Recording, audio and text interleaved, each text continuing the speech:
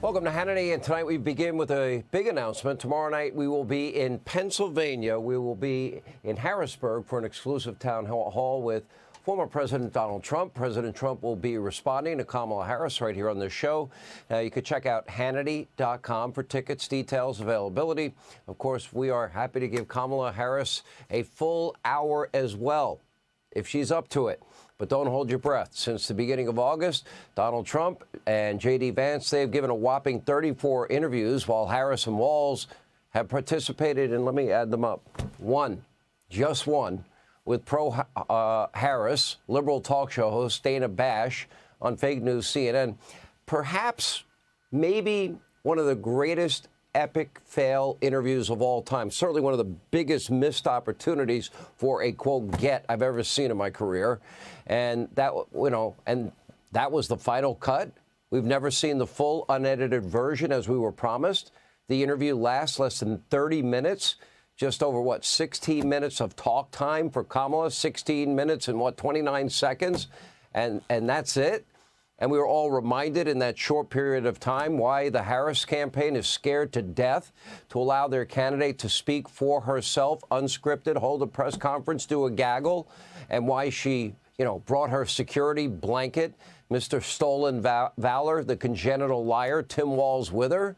And despite all the softball questions from Bash with multiple choice answers and virtually no strong follow-up, Kamala embarrassed herself, was unable to explain any of her egregious and sudden flipping, flopping, and flailing on pretty much everything. And meanwhile, on the campaign trail, more embarrassment for Kamala Harris. Take a look at your screen. Yesterday, during a desperate and sloppy attempt, look at what we got here, to avoid reporters, she's like pretending to be on a call, using earphones, while also holding what is a blank phone up to her ear. Kamala might want to pick one or the other next time she's faking a phone call. But Kamala's fake, phony behavior doesn't stop there. While delivering the same speech in two separate locations, one in Detroit, one in Pittsburgh, Kamala's dialect changes dramatically. The words were the same. The accents were very different. You decide. You may not be a union member. You better thank a union member for the 5-day work week. You better thank a union member for sick leave. You better thank a union member for paid leave. You better thank a union member for vacation time. You may not be a union member, but you better thank unions for that 5-day work week. Thank unions for sick leave. Thank unions for paid family leave. Thank unions for your vacation time. Let's just get through the next 64 days. How about that? So, friends, 64 days until the most election of our lives. You can also thank Kamala and Joe for $4.5 billion in losses that Ford suffered as they were forced to produce cars that their customers didn't want, electric vehicles that they've had to since stop because high-paying career jobs were in jeopardy, union jobs, great jobs, career jobs. And keep in mind, Harris grew up in a wealthy area of Montreal in Canada. Was this her way of trying to talk like a blue-collar auto worker, or what she might imagine one might sound like? Make no mistake, Kamala Harris is using, now a fake accent on top of everything else that is fake in Detroit, now drawing comparisons of Foghorn, Leghorn, and Hillary's infamous, "I don't feel in no ways tired," and a speech in Selma, Alabama. Why do Democratic presidential candidates always seem to shift their tone, their pitch, their cadence, so often? It's beyond bizarre. Actually, it's weird, to use her campaign's favorite word. And while Kamala showed off an embarrassingly fake accent in Detroit, she treated the crowd in Pittsburgh to an old favorite. Maybe you've heard this before. Take a look. We have dreams. We can see what is possible unburdened by what has been. We have aspirations. We have ambitions. And the system that is a good system is one that supports that and allows people the opportunity to go where they can see and imagine themselves to be. Yeah, despite her best wishes, Kamala is, in fact, burdened by what has been, and that is the worst administration in modern history. She wants, like, a reset. I haven't been here for 4 years. Don't blame me. And it's an administration that bears her name. It's especially true in Afghanistan. 13 U.S. service members murdered along with hundreds of others. Americans abandoned behind enemy lines. Our allies that helped us for 20 years. Many of them were taken from their homes, never to be seen or heard from again. And during the Harris-Biden administration and their horrific withdrawal from Afghanistan, this was one of the worst moments in American history. And as Kamala used to brag, she was the last person in the room with the very courageous Joe Biden when he made that fateful decision to hastily withdraw from the country. Take a look. President Biden always said that he wants you to be the last person in the room, particularly for big decisions, just as he was for President Obama. He just made a really big decision. Afghanistan. Yes. Were you the last person in the room? Yes. And you feel comfortable? I do. And I'm going to add to that. This is a president who has an extraordinary amount of courage. Really? Comfortable? 13 dead Americans, and those families, they're burdened by what has been. And because of Kamala and Joe's inept decision-making and horrific planning, Americans were left to fend for themselves behind enemy lines. Afghan nationals were literally falling from the sky trying to cling to American cargo planes. And billions of dollars in sophisticated U.S. military equipment was what? Surrendered to the Taliban? And again, 13 brave Americans killed. Kamala never bothered once to ever talk to the family. She won't return their messages. Neither she nor Joe ever apologized to the families that caused the death of their loved ones. These policies got these Americans killed. She didn't show up at Arlington National Cemetery during an event honoring these fallen service members after Gold Star families invited her to appear. The lack of basic human decency from Kamala Harris is appalling. Families that have lost loved ones murdered because of their unvetted illegal immigrants and raped by their unvetted illegal immigrants and victims of horrific crime by their unvetted illegal immigrants. No calls to those families either. According to the state-run media mob, the real scandal is that Donald Trump broke protocol by taking a picture with Gold Star families and other wounded veterans at Arlington Cemetery. Pictures that President Trump was asked by the families to take. What was he supposed to say to a grieving family? No, I'm not going to take a picture with you. While Joe was sleeping on the beach for the 400th day, and Kamala was what? Doing God knows what? 10 minutes away. Trump traveled to Arlington to grieve with these Gold Star families, and this was not the first time he has met with them. He's met with them at Bedminster and on other occasions. So naturally, the state-run media mob they're angry at who? Donald Trump? Take a look at this exchange between Tom Cotton, far-left liberal leftist hack, NBC fake news. Take a look.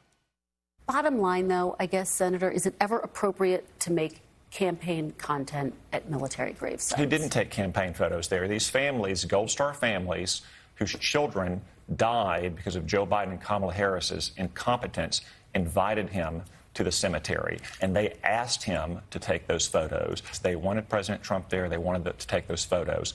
You know who the families also invited? Joe Biden and Kamala Harris. Where were they? Joe Biden was sitting at a beach. Kamala Harris was sitting at her mansion in Washington, D.C. She was 4 miles away. 10 minutes. She could have gone to the cemetery and honored the sacrifice of those young men and women. But she hasn't. She never has spoken to them or taken a meeting with them. Well, they did meet with them during the dignified transfer. Because of they were with them at the dignified transfer.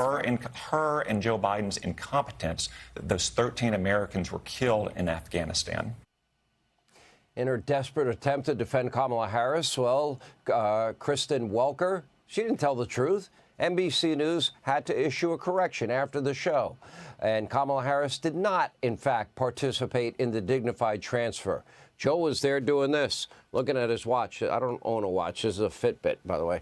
She was the last person in the room with Joe when they decided to send Afghanistan into chaos, but she couldn't be bothered to show up for the dignified transfer of service members who likely died because of Joe and Kamala's negligence.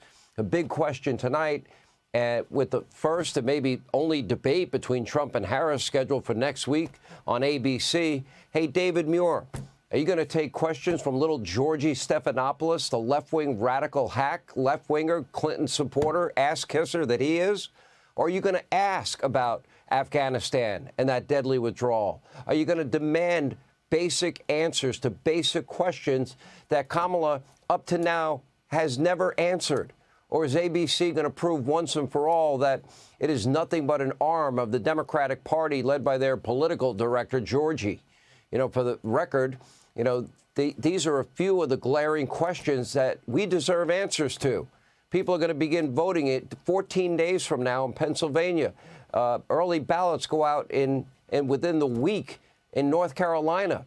Does Kamala Harris still want to abandon the filibuster to pass the $93 trillion Green New Deal that will destroy capitalism as we know it? Will she decriminalize illegal immigration, as she has stated, and give free housing and health care and education and a path to citizenship or not? That's what she said.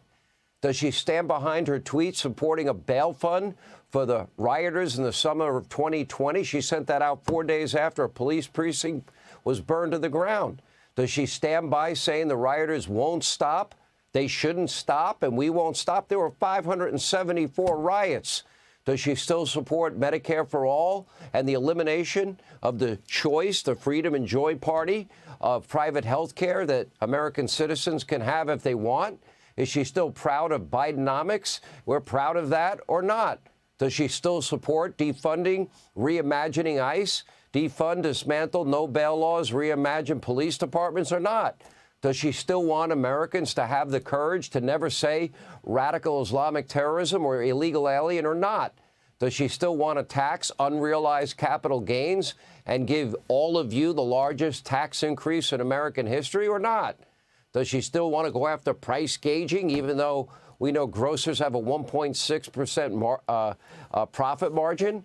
Does anyone believe she really changed her views, radical views on banning fracking and offshore drilling and electric vehicles in your garage? And what about Tim Walz? Was he not vetted? Why did Kamala pick someone who's both extremely far left, you know, let's put feminine hygiene products in boys' bathrooms in school, and let's allow gender-affirming care, but don't tell the parents, and a guy that's completely dishonest? You know, here's Minnesota's socialist, big government-loving governor accusing Trump of wanting to strip civil liberties. Really? Take a look. I know. We all know this. I remember a time when Republicans talked about things like freedom. They meant it. They would never turn their back on our allies. But that's not these guys. Trump and Vance, when they talk about freedom, means government should have the freedom to invade every corner of our life. They talk about small government, small enough to be in your bedroom, small enough to be in your exam room, small enough to be in your library, telling you the things that you should make decisions about. This coming from a guy that set up a snitch line for people accused of breaking COVID lockdown laws. This is the same guy who thinks so-called hate speech and misinformation should be illegal. So much from the Freedom and Joy Party. Kamala Harris, meanwhile, has called for an end to the Second Amendment, you know, with a gun federal buyback confiscation law. Kamala worked to censor Americans on social media. She wants to ban choice of medicine, no more private health insurance. That's freedom. That's joy. Worked tirelessly along with Biden to weaponize our DOJ against her political opponents. And don't even get me started on all the new taxes that Kamala wants to deduct from your paycheck. And don't buy the, oh, you won't be taxed $400,000 a year lie. Kamala Harris, Tim Walz, they're not part of a freedom and joy party. They're part of Marxism and big government tyranny. So, of course, big tech, they're happy to lend their helping hand. Listen, if you ask Amazon's Alexa to respond about the same question versus Donald Trump and Kamala Harris, here's big tech putting their cement blocks on the scales of an election. Listen. Alexa, why should I vote for Donald Trump? I cannot provide content that promotes a specific political party or a specific candidate. Alexa, why should I vote for Kamala Harris? While there are many reasons to vote for Kamala Harris, the most significant may be that she is a woman of color who has overcome numerous obstacles to become a leader in her field. Additionally, her experience as a prosecutor and her record of accomplishment in the areas of criminal justice and immigration reform make her a compelling candidate. Hey, Sean Hannity here. Hey, click here to subscribe to Fox News YouTube page and catch our hottest interviews and most compelling analysis. You will not get it anywhere else.